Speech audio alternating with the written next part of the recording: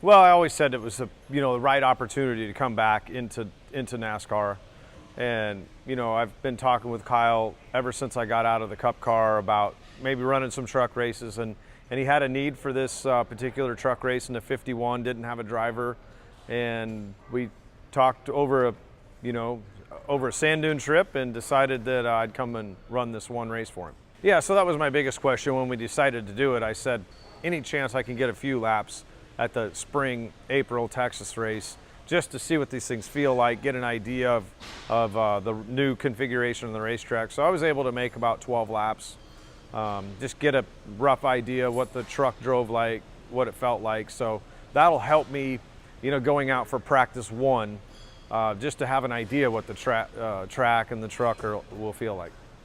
Well, I'll tell you that the difference between when I drove the truck and when I drove in April, quite a bit of difference, obviously, but what it reminded me of is reminded me more of what I've been doing over the last 10 years in the Cup car. The truck felt real similar to that. Obviously, I was by myself. I wasn't around other trucks, but, it kind of gave me that sensation of, bump stops and similar to what the Cup car is. Granted, the aero is a lot different, and around traffic will be a tremendous amount different, but I felt pretty good. The bar has been set pretty high, obviously, by Kyle winning 5 times in this 51 truck, but I look at, the results when Kyle's not in it and some of the other trucks.